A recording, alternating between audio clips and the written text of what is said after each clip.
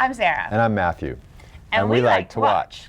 And this week we are talking about whether or not we like to watch origin stories, since there are a couple of shows on the air now that are sort of prequels to things that already exist in the world. And when we say origin stories, Matthew, we're not talking like Marvel and DC Comics superhero origins. We are talking about what?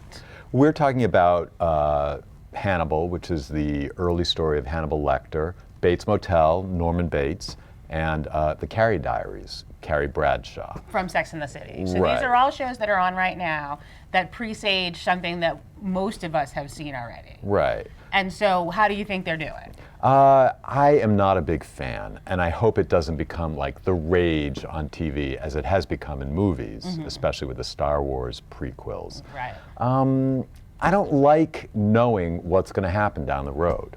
I don't want to know that, you know, this character Norman Bates on Bates Motel on A&E is eventually going to become, you know, the Norman Bates we know from Psycho. Right, he's eventually going to become a spoiler. Right, you know? It's the biggest spoiler possible for a new series. We know that the Carrie of Carrie Diaries isn't going to end up with any of the people she dates on the show, because eventually she's going to marry big. Right.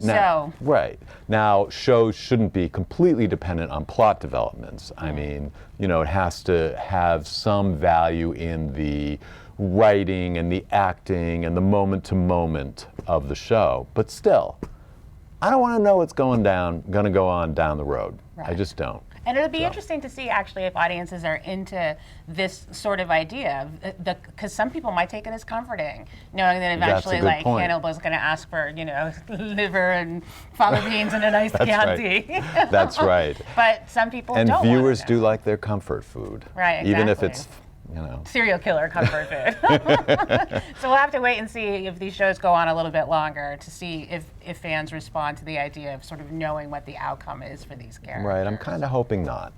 All right, Matthew says no. Pull the plug on all of them. You know, it's a branding effort to borrow some ballast from these, you know, movies and TV shows that I just don't think is a good way to go. All right, Matthew Gilbert against borrowed ballast. That is what we've learned this week. Thank you for joining us.